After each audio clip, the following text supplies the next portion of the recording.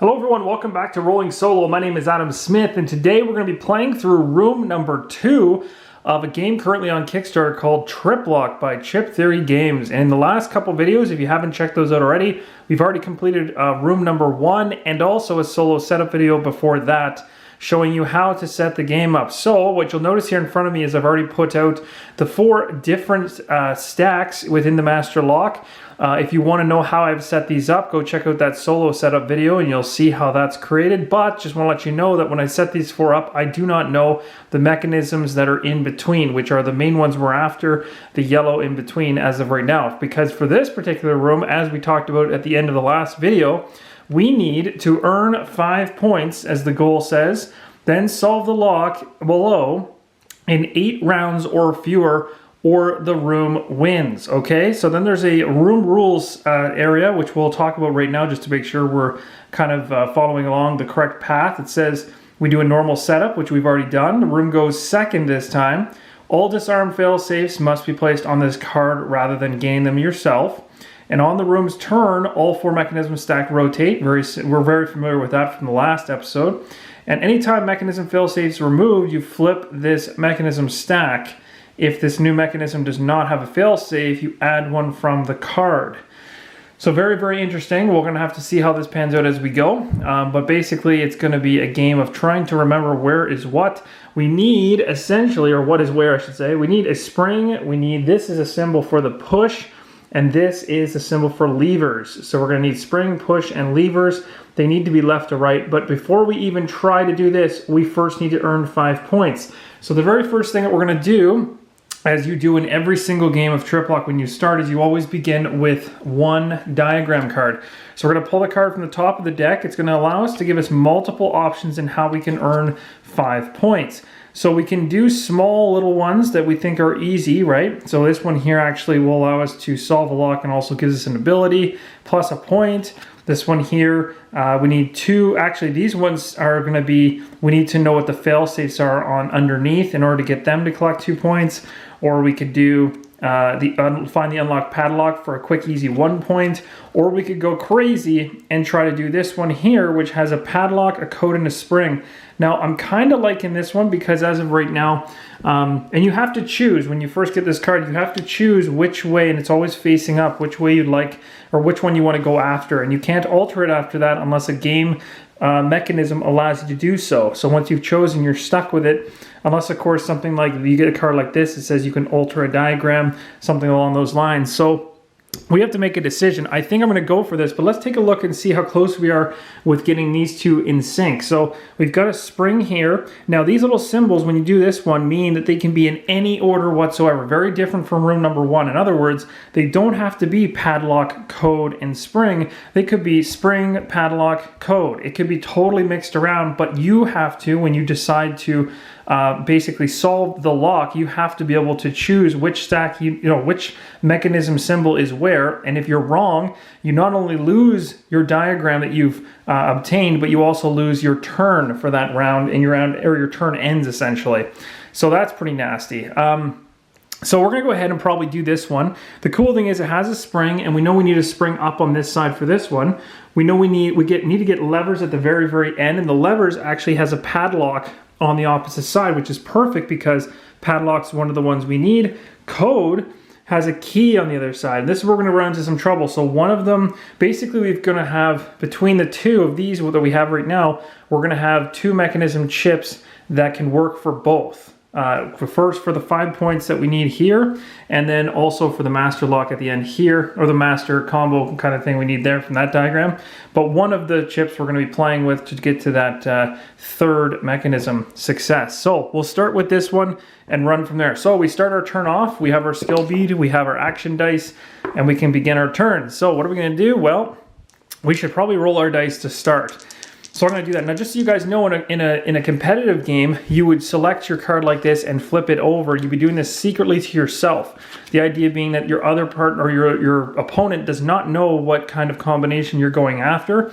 However, based on their action rolls, they can reveal cards from other play. Like they can mess with you and basically see what you're going for They can also alter your diagram to pick something that's tougher based on what's laid out here. So it becomes very interesting, and this is where I believe recently Chip Theory Games has implemented a tournament map in the current Kickstarter, which I believe they're going down the road of potentially adding more than just a 2-player element there and creating a real crazy 3 or maybe 4-player type setup, which I think is really cool because it's going to allow for a bunch of people at the table to kind of basically be combating to open this master lock and get to a certain number of points all at the same time. I think that'd be really, really fun. Everyone's kind of messing with each other, messing with the master lock, going for their points. But anyway, back to the solo playthrough. So this we can leave face up because we're playing alone.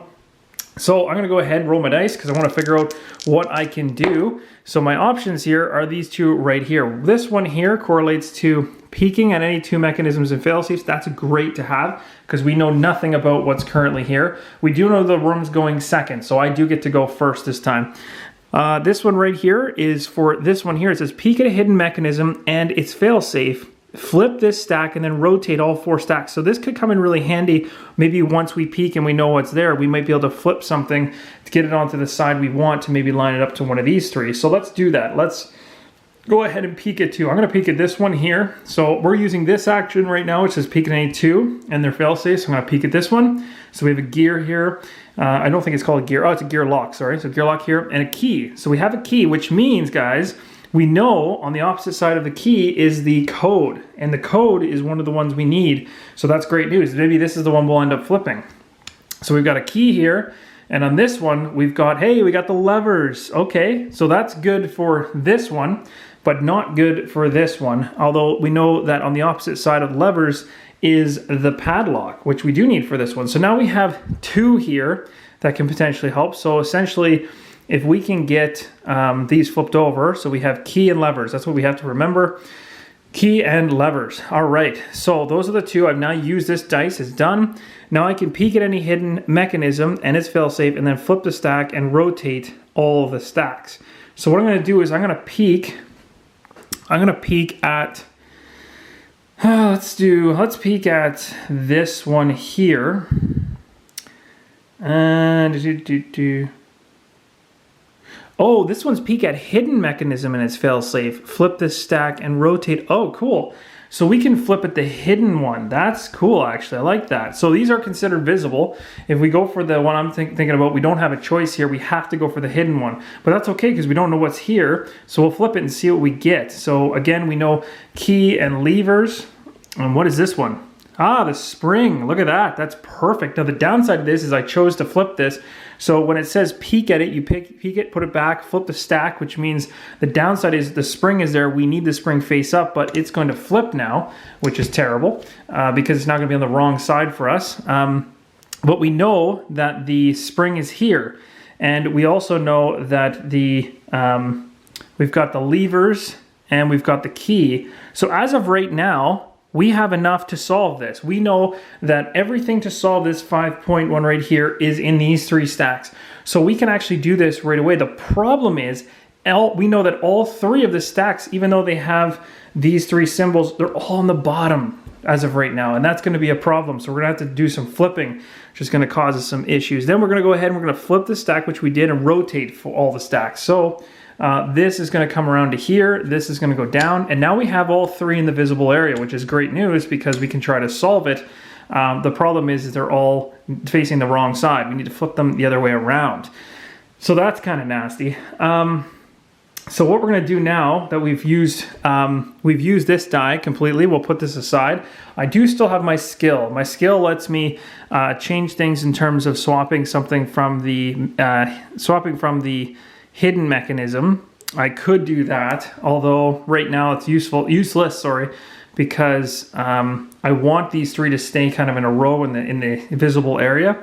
So what I might do is go for the, it's debatable, and this is where points come into the effect now, because now we need points. So I could waste 3 full turns using skill dice to boost this up to get 2 points freely. So in other words, if we potentially fail at one of these bigger ones, we have a chance. Or I could just use another action. I'm going to go for an action because I'm going to hope that I can get another action dice that'll let me flip things the right way up. It's kind of a gamble here. So we are, of course, on round number 1 currently. So that essentially is my turn. I'm not going to try to solve the lock because if I did and flip these, I'd fail. So at this point, the room goes, and the room at this turn, everything rotates again. So all these things are going to move down like this.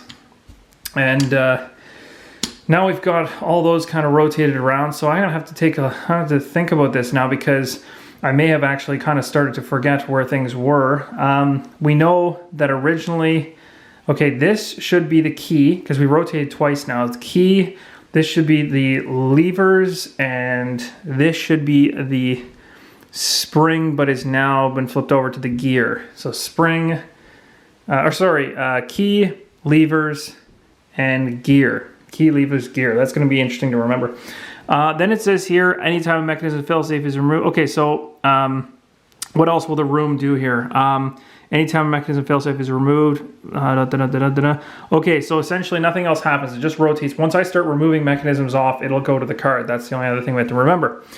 So it's back to my turn. So let's go ahead and roll the dice and see what we end up with here. Yikes. Yeah. Scary. Okay.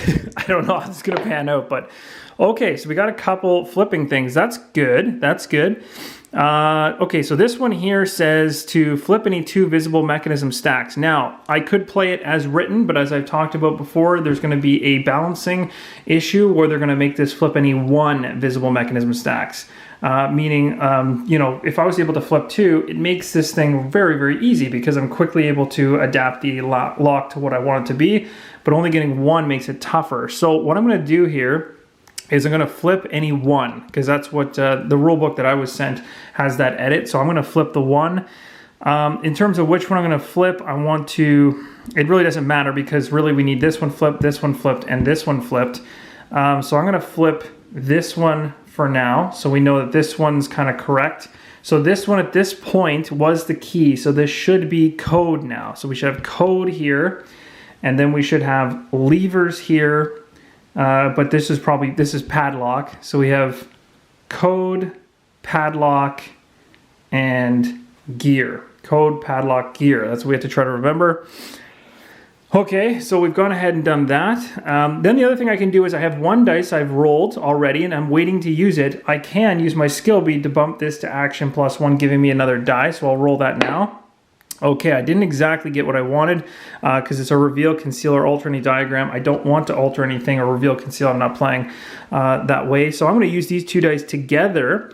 I'm going to combo them and discard them in order to flip another stack right way up. So we've already flipped...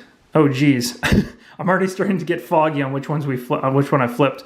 I flipped the first. I flipped this one, I think. Did I flip this one? I sure.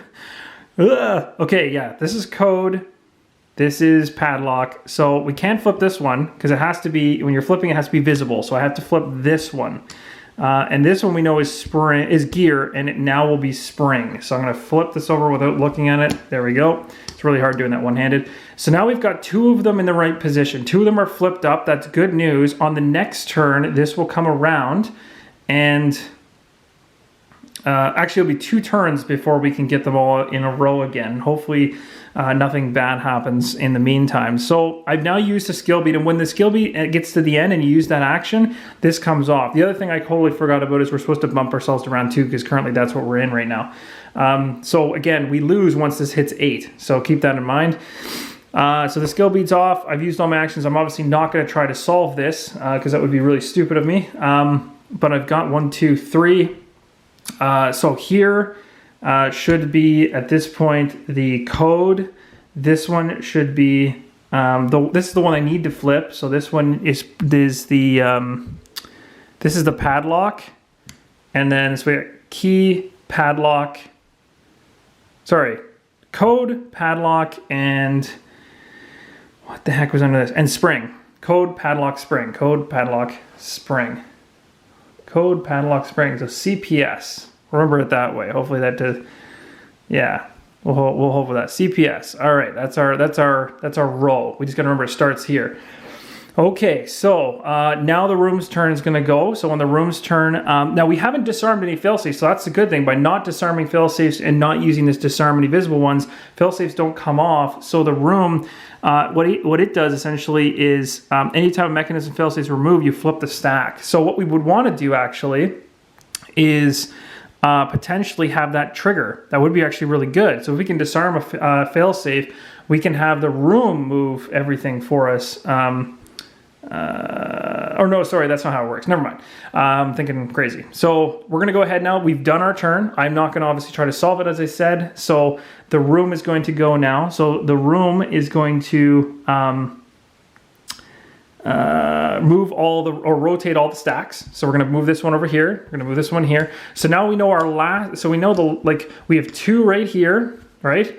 And we have 1 here. So this is the one that we need to flip. This is our front runner. So this was our key originally. So this is code, padlock, and spring. We need to flip this one. We need to flip this one. So that's the end of that round. So we're going to trigger this up to 3. So we're now starting at the beginning of the 3rd round.